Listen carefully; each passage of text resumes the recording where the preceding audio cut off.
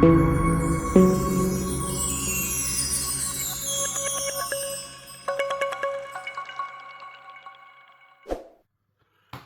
to my deck profile for Wingorgia.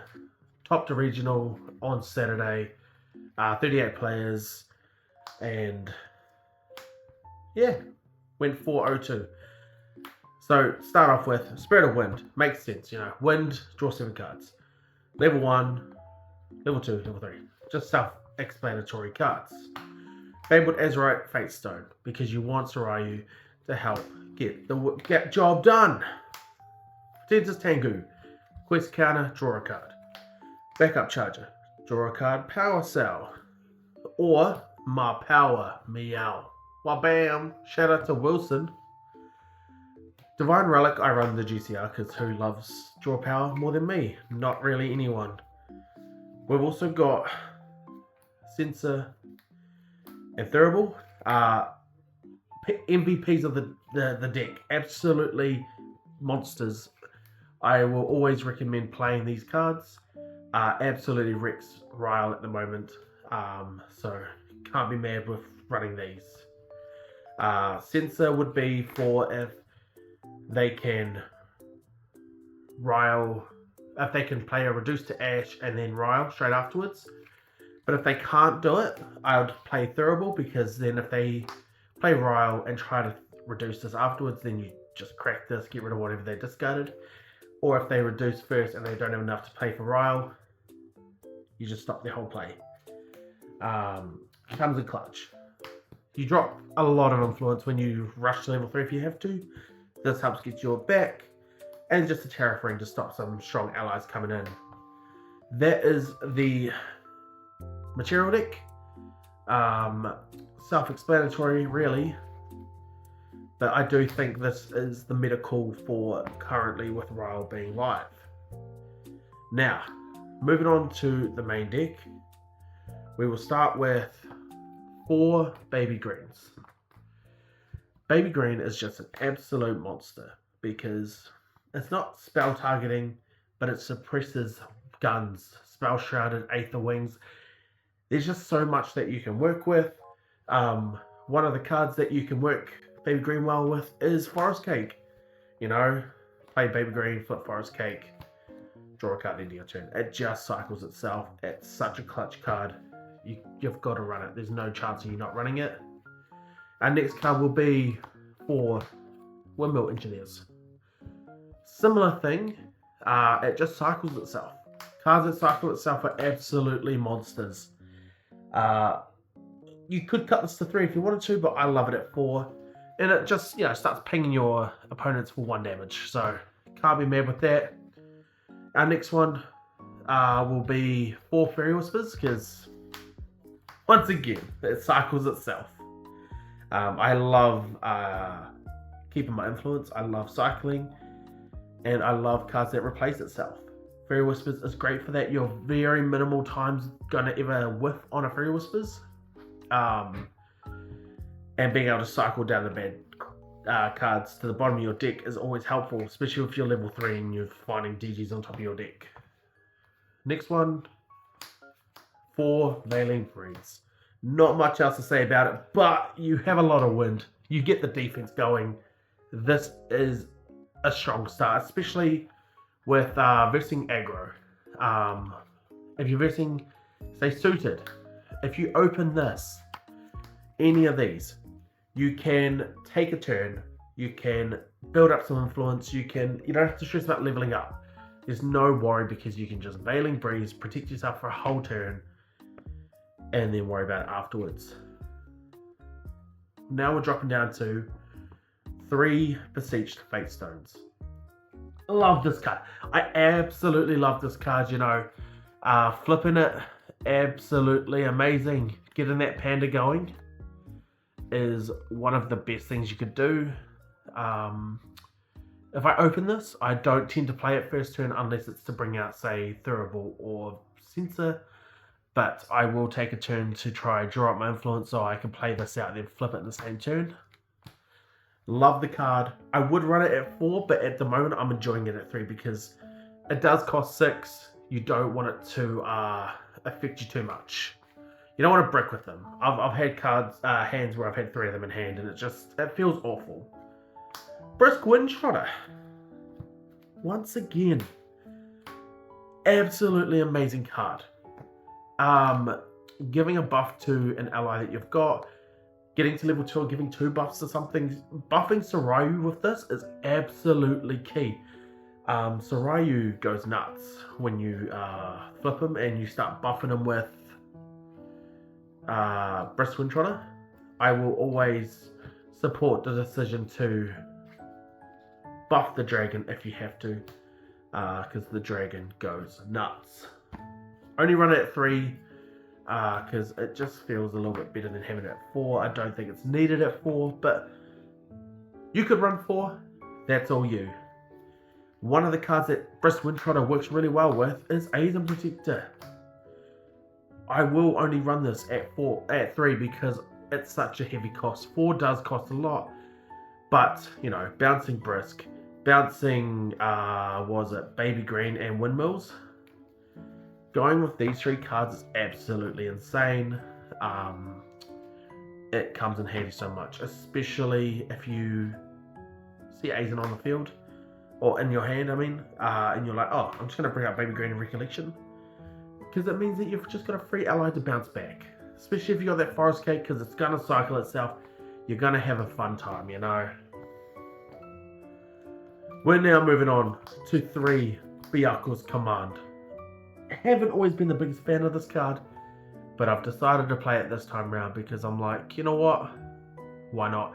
And it actually has come in clutch. Getting to wake up in your opponent's turn when they think, oh yeah, I'm just going to aggro this guy down. Nah, not when I'm waking my boy up. So Ray's going to wake up, get a buff counter, and gain taunt.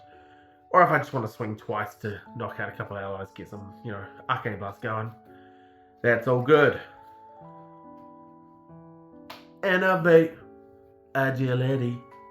Now, absolutely love this card. It will always be one of my favorite win cards. Gain Stealth. Gain Spell Shroud. Recover 5. D-level. You get to level up for free with Roger from level 2 to level 3 when you've got Seiryuu awake. So it's literally, oh, you're trying to swing big at me? I'm going to D-level, gain stealth, recover 5. Level up to level 3 for free and recover 3. So you've essentially recovered 8 for nothing. It's absolutely cracked. Such a strong card. One of my favourite openings, Beseech the Winds. I only run it at 2. You could run it at 3, but I like 2 because you don't want to see too many of them. Beseech the Winds is like a turn 1 or 2 thing. I love Beseech the Winds to try and get out either Thuribel or Sensor if I'm versing a Rile deck. I went second into Rile on Soul, and what did I do? I just doubled Beseech because I knew he'd have a reduce. So I was like, do I pop the Thuribel? Do I pop the Sensor? Either way, he decided to go with Thuribel. Because he'd rather stop me from having the draw. But I don't care about the draw. It's not what I'm here for. I'm just here to try to prevent you from using Liminal Guides. Stifling Trap, just to stop stuff. Dungeon Guides, Pendragons, all that sort of stuff. Zephyrs, just to get rid of the annoying things on the field. If they're going to pop an ally that I don't want to die yet, I can just Zephyr it. If they've got a strong ally with heaps of buffs, just Zephyr it. If they've got swords on the field that they want to Pendragon away, Zephyr it. One of my favourite cards that I love more than Zephyr though is Displace. Absolutely cracked. One of my favourite plays would be when I'm level 2. I've got a Dungeon Guard on the field. They try to swing into me. I need like 3 more preps, quest counters, or even just like, could even be 5 quest counters. I displace my DG, level up, flip this, and their attack card now has to face this, and I just retaliate. Like, it's absolutely cracked. Displace comes in handy so much, especially with Brisk Wind Trotter. Just fast speed buffing is great. Dream Fury, another great card, just gets rid of stuff. In the mirror match, gets rid of Seiryuu. There we go. 4 Harness Lightning. Absolutely great card, because once you flip Seiryuu, plus 4 damage to any ally I want is just kind of good. If I need the Empower, I've got the Empower, but it's the plus 4 I love. Plus 4 attack goes hard. Just the 2 Seiryuu's command. I only did find just 2, so that's why I'm running it at 2. Would I up it to 3? Yes. Would I say it's needed? No. 2's fine. But just remember, if you are running it at 2, remember you've only got 2. So don't banish both of them. 4 Forest Cake. Love the card. Absolutely insane. Once again, with Baby Green, love it. Draws your card, cycles a card. It's just a great card. Whoever says it's lame, go home. You're not welcome here. 4 Dungeon Guards. Wonder why. Level up for 2. I like to use Dungeon Guard from 1 to 2 in this, and the occasional 2 to 3 if I need to. But yeah, I would say cut it to 3, but having 4 is just kind of nice. Don't always use it, but it is there if you need it. We've got 2 Resolutes. Once again, just for the ally heavy attacks. Just helps protect you for a turn if you need it. We've got the 1 Blanche. The 1 Blanche goes hard. It's just in case you're running into Merlin or any spell-based attack that you may face. Turbocharge. Let's sack that power cell, draw 2 cards, because who doesn't love influence? I love influence. So let's get it. Gazelle. Local member Jenna plays it, so I thought I'd throw a memento to her. So that's why I run it. It actually kind of came in clutch in the regional for 1 game, but I don't really play it. Could you cut it? Yes, you could cut it. Would I? Nah, I like it. I like a Gazelle. It's a good list. That's my main deck. As you can tell, it's very, very standard. I'm very influence heavy, so I will love to draw my cards if I need to. If I can, I will. A lot of people in my locals hate it because they want me to, have no cards. But when they go, hey, how many cards you got? I don't know, 12. And they cry. We'll move on to the side deck. For the side deck, we are running the 2 Eternal Magistrates. That's for in case I run into, say, Ari, so they can't bring out the thing. Just any deck that DG. It's just great. I like Magistrate. On-sale doesn't really matter because they're fluffy, but shopkeeping all their stuff away anyway. But Magistrate, and I've also got this, which looks beautiful, so that's why I'm playing it. Today, we also follow up with 2 Blanches in the side. You're not always going to run into spell-based attacks, but if you run into Merlin, this comes clutch. So that's why I run that. Regal Inquisition. Love the card. I think it's absolutely hilarious to be able to look at your opponent's hand in memory and just discard any amount. I did it against Wilson,